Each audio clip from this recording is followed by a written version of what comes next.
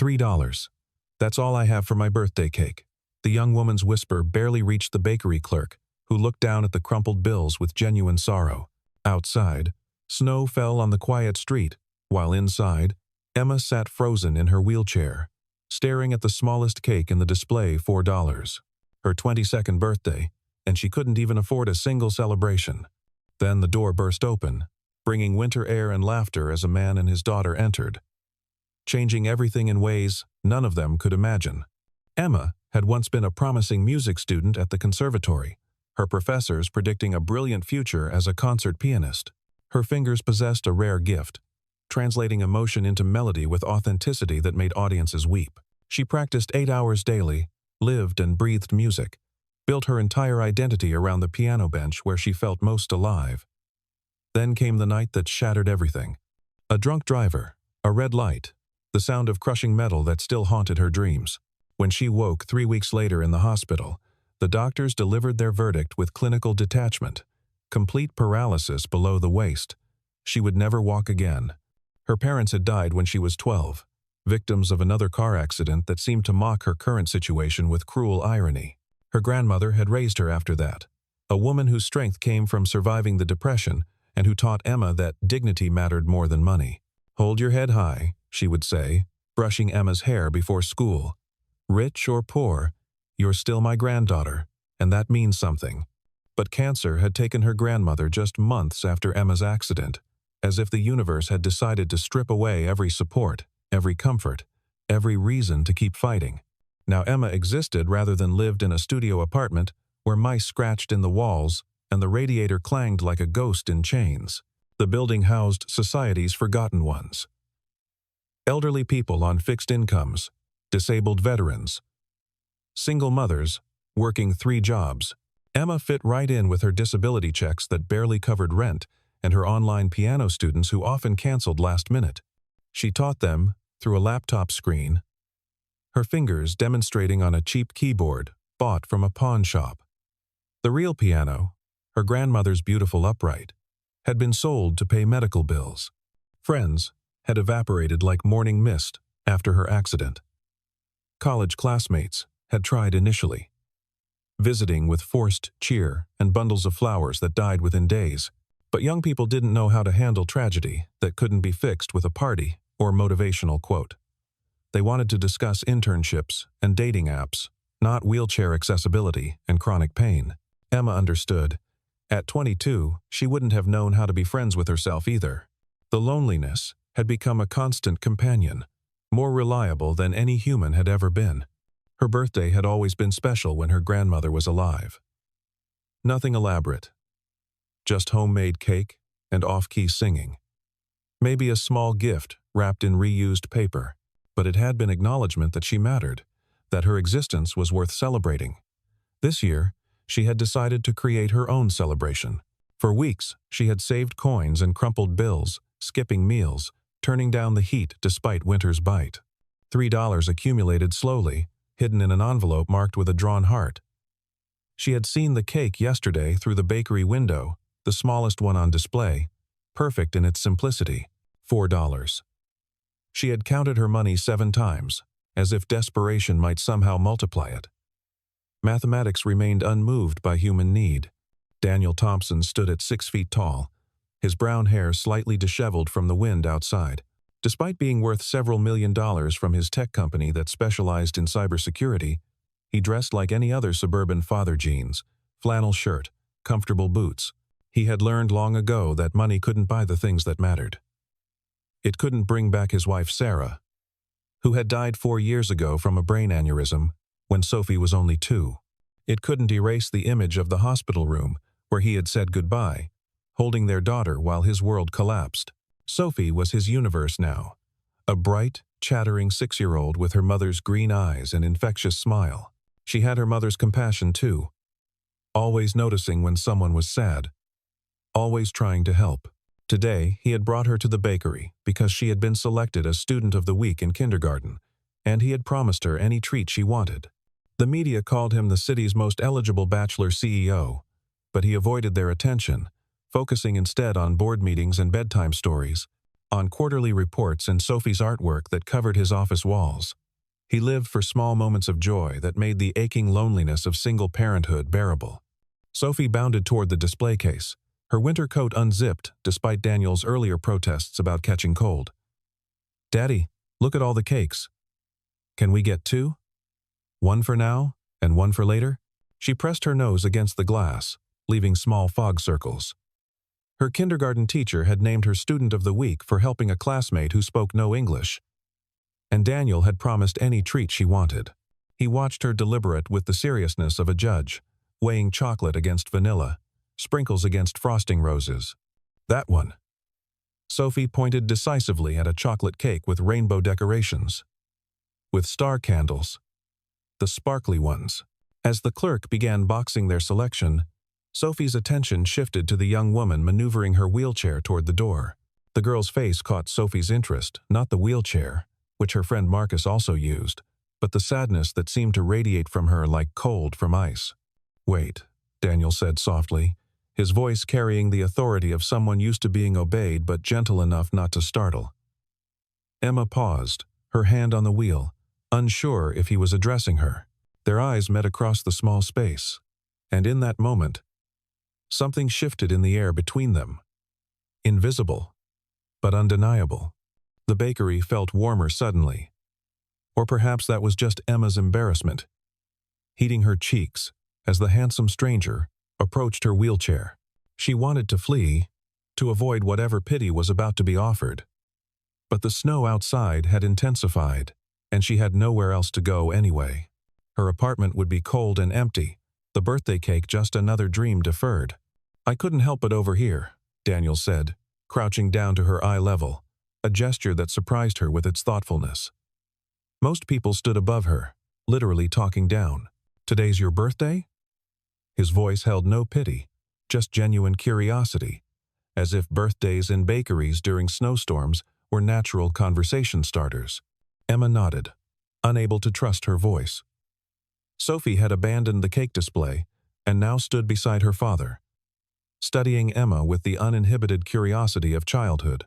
"You're pretty," the little girl announced. "Why are you in that chair? Did you hurt your legs?" "My friend Marcus has a chair too, but his has race car stickers. Does yours have stickers underneath?" "Sophie," Daniel said gently, but Emma found herself almost smiling at the child's directness. It was refreshing after years of adults dancing around her disability with uncomfortable euphemisms. "It's okay," Emma said, her voice stronger than expected. "I was in an accident. My legs don't work anymore, but the chair helps me get around. And no stickers, though race cars sound pretty cool." Sophie considered this information seriously. "You should get unicorn stickers. Or stars." "Daddy, she doesn't have stickers or a birthday cake. That's 2 problems." The child's logic was irrefutable, and she looked at her father expectantly, as if waiting for him to produce his usual solution to problems. Daniel stood slowly, his mind already made up, but trying to find words that wouldn't sound condescending. "Would you let us buy your cake? As a birthday gift from strangers who believe birthdays should always have cake?" Emma's pride warred with her poverty, a familiar battle that poverty usually won through sheer exhaustion. "I couldn't.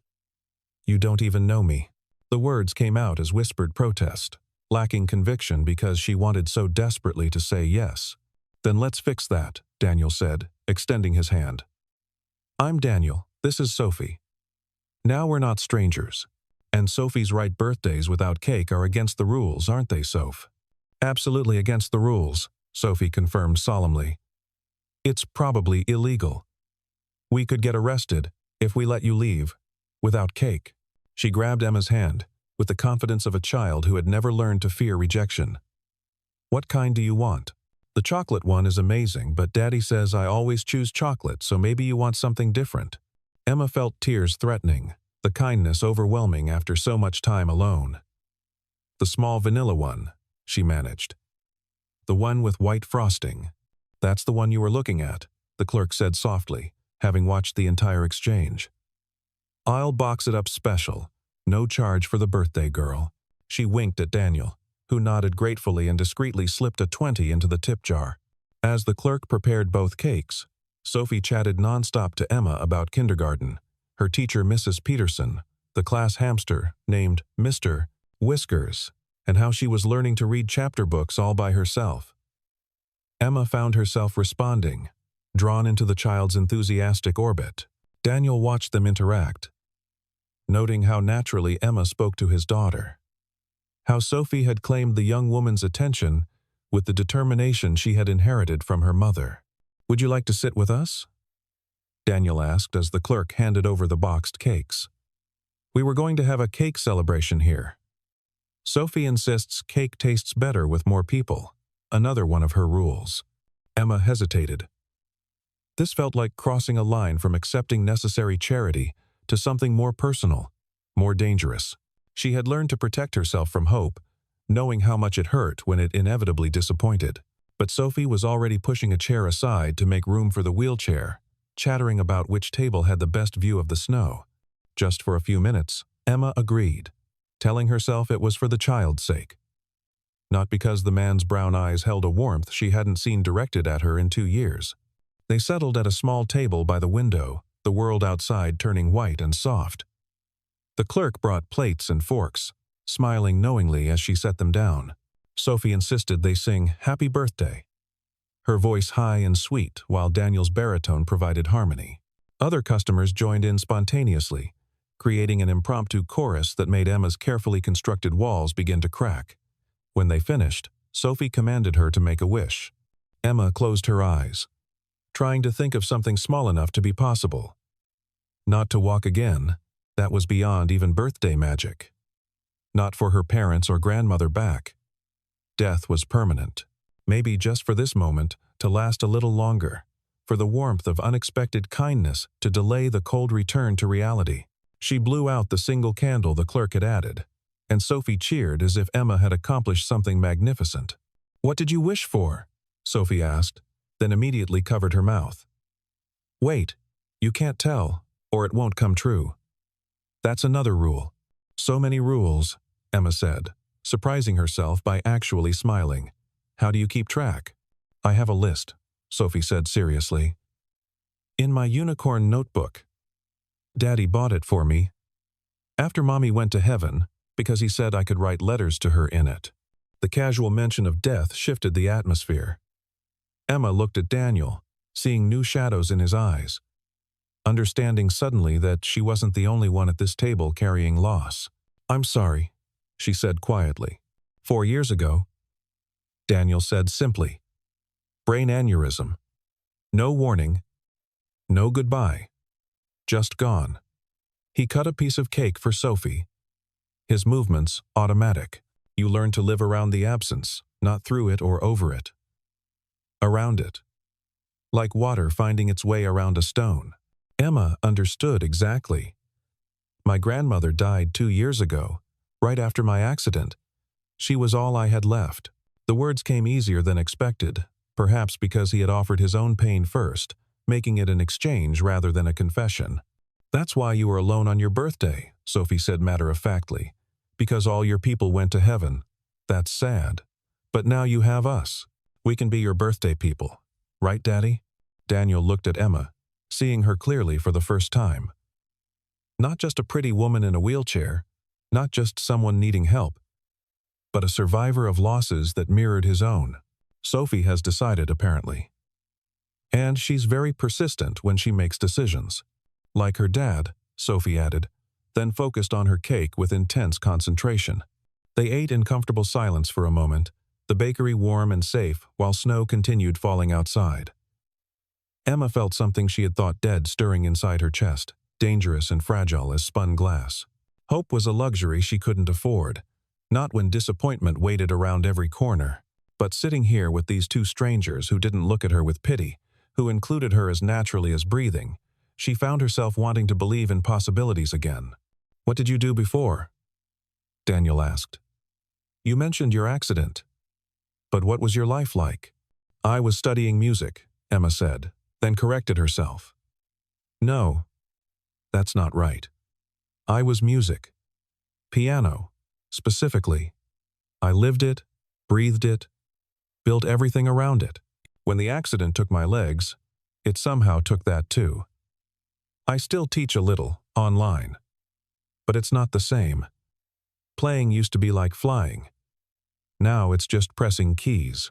Daniel heard the grief in her voice, recognized it as the same tone he used when talking about Sarah.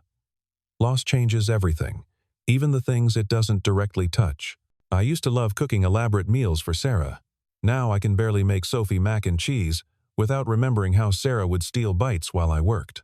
But mac and cheese is good, Sophie protested, especially with extra cheese and those breadcrumb things on top. Your sophisticated palate is noted, Daniel said dryly, but his eyes remained on Emma. Do you still have a piano? A keyboard, Emma admitted. I sold my grandmother's piano for medical bills. The keyboard island. Functional. Sophie perked up. We have a piano. A big one that nobody plays. It just sits there being furniture. You could play ours. She turned to her father with excitement. Can she, Daddy? Can Emma come play our piano? Daniel saw Emma's immediate withdrawal. The way she pulled back into herself, like a turtle, sensing danger. Sophie. Emma probably has things to do. Actually, Emma interrupted, surprising herself. I don't. Today's my birthday, and I have absolutely nothing to do except go home to my empty apartment and eat cake alone. The honesty felt reckless but liberating, but I couldn't impose. You've already been too kind. It's not imposing if we're inviting you, Daniel said. And Sophie's right. The piano hasn't been played since. Well, in years. It would be nice to hear music in the house again. Emma wanted to say yes so badly it physically hurt. But she had learned that wanting led to disappointment, that hope was just delayed. Heartbreak. I don't know if I can play anymore. Not really play. My body works differently now. Everything's harder. So try, Sophie said, with the simple wisdom of childhood. If it's hard, we'll help. That's what friends do. Friends. The word hung in the air like a question Emma didn't know how to answer. She looked at Daniel, searching his face for signs of pity or obligation, finding instead something that looked dangerously like genuine interest. Okay, she said before fear could change her mind. But I'll need help getting in the car. My chair doesn't fold easily. And we have a van, Daniel said. Already standing. Bought it last year when Sophie's soccer team needed transportation. Plenty of room for your chair. He paused, studying her face. Unless you're having second thoughts? No pressure, Emma. We're not the kind of people who kidnap wheelchair women with birthday cake. Emma finished, and was rewarded with Daniel's surprised laugh, a sound that transformed his entire face from handsome to breathtaking. Exactly. We have a strict no-kidnapping policy. Sophie made me sign a contract. As they prepared to leave, the bakery clerk caught Daniel's arm. That was a kind thing you did, she said quietly. Daniel glanced at Emma, who was laughing at something Sophie was saying about unicorns. I think she's the one being kind, he said. We've been alone in our grief for so long. Sophie and I. Maybe we need her more than she needs us. The drive to Daniel's house took them through neighborhoods that gradually shifted from Emma's familiar working-class streets to tree-lined avenues where houses sat back from the road like shy giants. Emma felt increasingly out of place, her thrift store coat shabby against the van's leather seats. But Sophie kept up a steady stream of chatter from her car seat, pointing out Christmas decorations that were already appearing despite it being early November, telling Emma about each house as if she were a tour guide. That's where Mrs. Henderson lives. She has 7 cats but pretends she only has 2 because there's a rule about how many pets you can have. And that blue house is the Johnsons. They give out full-size candy bars on Halloween. Oh, and that's our house.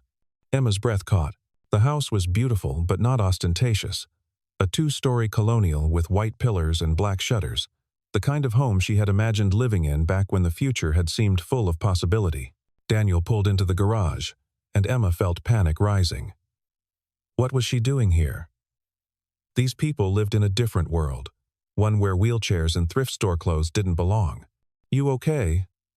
Daniel asked softly, correctly reading her expression. "We can take you home. If you'd prefer." "No," Emma said quickly, then more calmly. "No, I'm fine. It's just, your house is lovely." "It's too big," Daniel said, getting out to help with her chair. "Sarah wanted a large family. We bought it planning for 4 kids, maybe 5. Now it's just Sophie and me rattling around in all this space." The interior was warm, and lived in despite its size. Children's artwork covered the refrigerator. Sophie's toys were scattered across the living room floor, and photographs filled every surface, most featuring a beautiful red-haired woman who could only be Sarah. Emma expected to feel jealous, but instead felt only sadness for the love Daniel had lost. The piano sat in what must have been intended as a formal living room, but had been transformed into Sophie's art studio. Easels held paintings in various stages of completion, and the floor was protected by plastic sheets splattered with paint. The piano itself was a Steinway Grand, its black surface gleaming despite the thin layer of dust. "It needs tuning," Daniel said apologetically. "I've been meaning to call someone." Emma wheeled herself to the bench, her hands trembling as she lifted the fallboard. The keys were cool under her fingers, ivory and ebony waiting patiently for someone to bring them back to life. She played a simple scale, listening to the tone. It did need tuning, but not badly. Her hands found a C major chord, then a progression. And suddenly, she was playing, not performing, not practicing, just playing. A simple melody at first. Something her grandmother used to hum while cooking. Then variations that grew increasingly complex as her fingers remembered their purpose. Sophie stood transfixed, her mouth open in wonder. Daniel leaned against the doorframe, watching Emma transform from a broken woman in a wheelchair to something luminous and whole. The music filled the house, chasing away shadows that had lived there for 4 years, bringing warmth to rooms that had been just spaces to exist. When Emma finally stopped, her face wet with tears she hadn't noticed falling, Sophie exploded into applause. That was magic, real magic. "Daddy, did you hear?" It was like the house was singing. "I heard," Daniel said quietly. His own eyes were suspiciously bright. "That was, Emma, that was extraordinary." "I haven't played like that since before," Emma said, her voice wondering. "I didn't think I could anymore. The music felt dead inside me, but here, in this room, with you both listening, it came back." Sophie climbed onto the piano bench beside Emma, careful not to crowd her. "Will you teach me?" "I want to make magic too." Emma looked at Daniel, questioning. He nodded, a smile playing at his lips. "If you're willing." "I've been meaning to find her a teacher, but somehow it never felt right. Maybe because we were waiting for you." The words hung in the air, weighted with meaning neither of them was ready to acknowledge. Emma turned back to Sophie. "I can teach you, but it takes practice, every day, even when you don't feel like it." "I practice soccer every day," Sophie said seriously. "And brushing teeth. And being kind. Though Daddy says that one should come naturally." They spent the rest of the afternoon at the piano, Emma showing Sophie basic finger positions while Daniel worked in the dining room, his laptop open but his attention clearly on the two at the piano. The domestic sounds, Sophie's giggles, Emma's patient corrections, the tentative notes becoming more confident, created a tapestry of normalcy that made Daniel's chest ache with longing for something he hadn't dared hope for. When evening came, Daniel insisted Emma stay for dinner. Nothing fancy, just spaghetti. Sophie's favorite. "With garlic bread?" Sophie asked hopefully. "Would I dare serve spaghetti without garlic bread? There are probably rules against it." The meal was simple but perfect, the kind of easy family dinner Emma had missed for years. Sophie dominated the conversation, telling elaborate stories about school while Daniel occasionally interjected corrections or clarifications. Emma found herself laughing more than she had in months, drawn into their warm orbit. After dinner, Sophie begged to show Emma her room. It was an explosion of pink and purple, unicorns covering every surface. "This is Mr. Bubbles," Sophie said, presenting a well-worn stuffed elephant. "And this is my mom." She pointed to a photo on her nightstand, Sarah laughing. holding a baby Sophie. She was beautiful, Emma said honestly. Daddy says I look like her, but I think I look like me, Sophie said philosophically. As the evening wound down, Daniel drove Emma home, Sophie asleep in the back seat. Thank you, he said as they pulled up to her building. For playing for us, for dinner, for making Sophie laugh, for making the house feel alive again. Thank you for the cake, Emma said, for treating me like a person instead of a problem to be solved. You're not a problem, Emma. You're… He paused, searching for words. You're a gift we didn't know we needed. Inside her apartment, the silence felt heavier than usual. But for the first time in years, it didn't feel permanent. 3 days passed before Daniel called. Emma had convinced herself the afternoon had been a fluke. A moment of kindness that wouldn't be repeated. But his voice on the phone was warm and certain. Sophie hasn't stopped talking about you. She's been practicing finger exercises on the kitchen table. I think we need to make this official. Piano lessons? Twice a week? I'll pay your regular rate, of course. $20 an hour, Emma said, embarrassed by how little it sounded. That's ridiculous. Professional teachers charge at least $60. We'll do $75. Daniel, that's too much.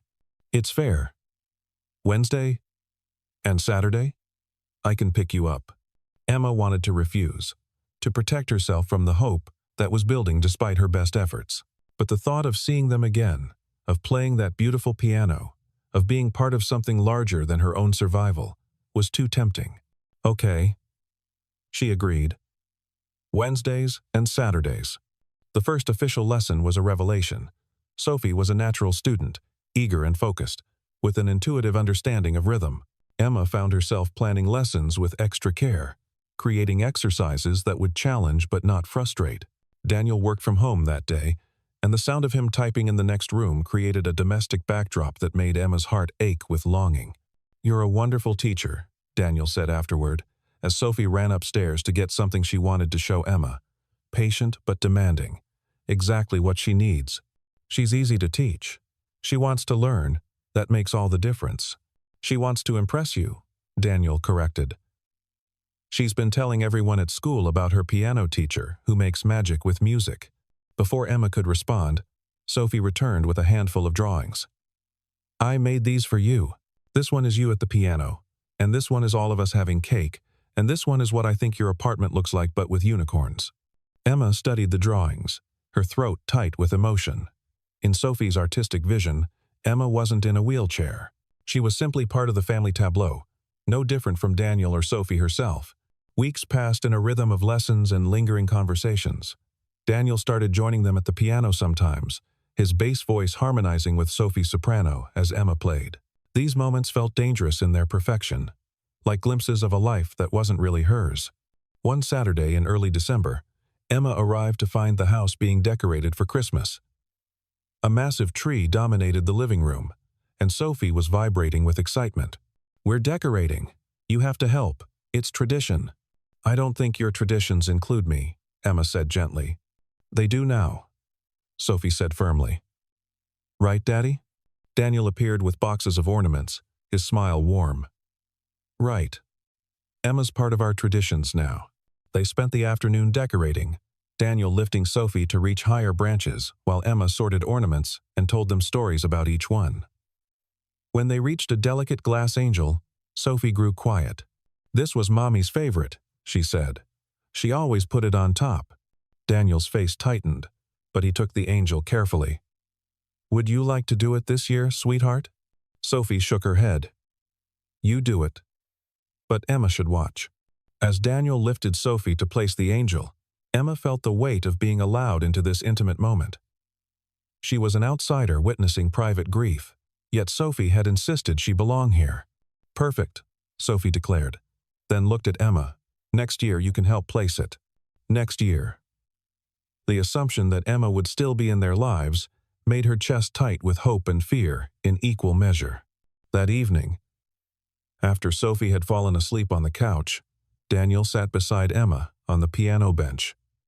She's attached to you, he said quietly. I'm attached to her too, Emma admitted. To both of you, Emma. Daniel turned to face her fully. I need to tell you something. I looked up your blog. I read it. Emma stiffened. Her blog was where she poured out her darkest thoughts, her struggles, her pain. There was a post from 3 years ago, Daniel continued, about saving a little girl at a crosswalk. Red rain boots with ducks, curly brown hair, a unicorn backpack. Emma's breath caught as the memory surfaced. A rainy day before her accident. A child who had darted into traffic chasing a ball. Emma grabbing her just as a car sped past. Emma, that was Sophie. The world seemed to tilt. What? I was in the coffee shop across the street.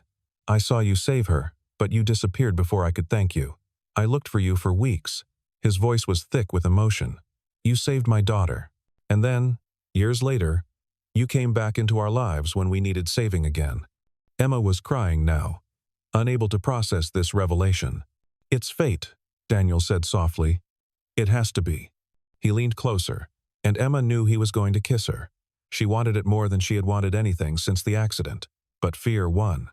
I can't, she whispered. Daniel, I can't be someone's project. I can't be the poor disabled girl you save because you feel grateful. Stop. His voice was sharp. Is that really what you think? That this is about pity or gratitude? Isn't it? Emma, you're brilliant.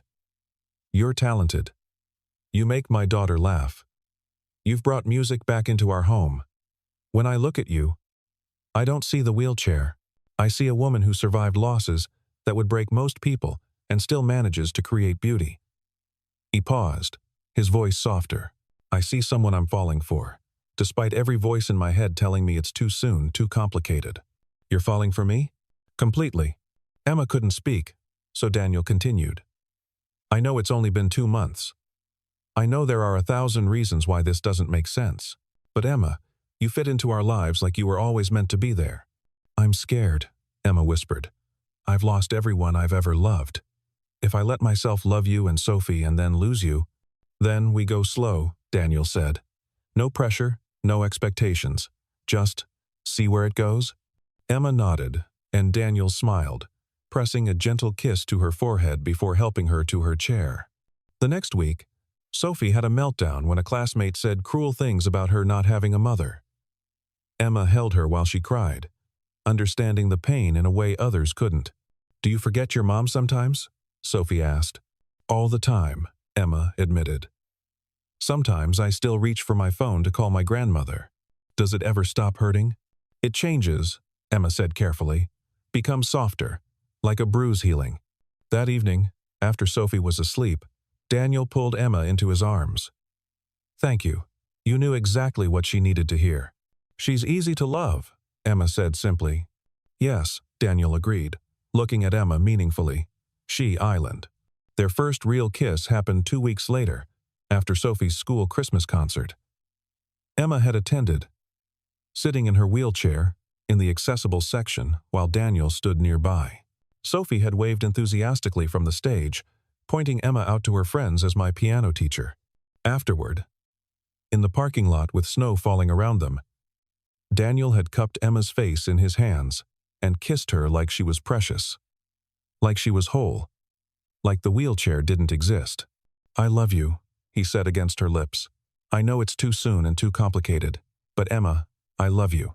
I love you too, she whispered back, terrified and exhilarated in equal measure. They were careful around Sophie, not wanting to confuse her. But Sophie, with a child's intuition, had already figured it out. Are you and Emma dating? She asked Daniel one morning. Would that be okay with you? Sophie considered this seriously. Will she move in with us? Not right now. We're taking things slow. But eventually? Maybe. If that's what we all want. Sophie nodded decisively. Good. I already picked out paint colors for her room. Spring arrived with unexpected warmth. Emma had practically moved in, though she kept her apartment. The blog post about finding love after loss had gone viral, bringing her offers to write a book. One April evening, Daniel was nervous during dinner. Sophie kept giggling, clearly in on something. Emma, Daniel said finally, dropping to one knee beside her wheelchair. You saved my daughter twice, once from a car, once from grief. You brought music and light back into our lives. Will you marry me?" Emma couldn't speak through her tears, so she just nodded, pulling him up for a kiss, while Sophie danced around them. They married in June in the backyard. Daniel carried Emma down the aisle, while Sophie stood as maid of honor. When she dropped the ring and had to crawl under chairs to find it, everyone laughed. It was perfectly imperfect. At the reception, Daniel surprised everyone by playing a simple melody on the piano. "For my wife," he said, "who taught me that broken doesn't mean worthless." The bakery clerk who had witnessed their first meeting gave a toast. $3 for a birthday cake led to this. Never underestimate the power of kindness. They opened a piano school for disabled children called Keys to Hope. Emma wrote her book, dedicating it to her grandmother, Sophie, and Daniel. The signing was held at the bakery where it all began. This story started with a birthday wish. Emma told the crowd, "I wished for something small, just to matter for one day. What I got was a reminder that we all matter, every day, to someone." Sophie, now 8, stood up in the audience. "Tell them about the tradition." Emma smiled. "Every year on my birthday, we go to the bakery and buy cake for someone who needs it. Last year, it was an elderly man. This year, a teenage mom. We never tell them why, just that birthdays should be celebrated." The tradition spread. The bakery started a pay-it-forward cake fund. Hundreds of cakes were given away each year, each one potentially changing a life. Years later, when Sophie was 16, she wrote her college essay about finding her second mother over a birthday cake. She got into every school she applied to. The night before Sophie left for college, they went to the bakery one last time as a family. "I'm scared," Sophie admitted. "Good," Emma said. "All the best adventures start with fear." "Were you scared that day when Dad first talked to you?" "Terrified. I almost left. But you stayed. Your dad made me feel seen. And you grabbed my hand and decided I belonged to you." Daniel cleared his throat. Emotional. "You saved us." "We saved each other," Emma corrected. "That's what family does." The piano school grew to multiple locations. The book became a series. The blog became a foundation. But at the center was a simple truth. A woman with $3 met a single father, and together they built something beautiful from broken pieces. On Emma's 30th birthday, she sat at the piano in their home, playing while Daniel worked, and Sophie, home from college, painted. The music filled the space between them, expressing what words couldn't about loss and love, about courage and choice. Outside, snow began to fall, and Emma smiled, remembering another snowy day when $3 wasn't enough for cake, but was exactly enough for everything that mattered.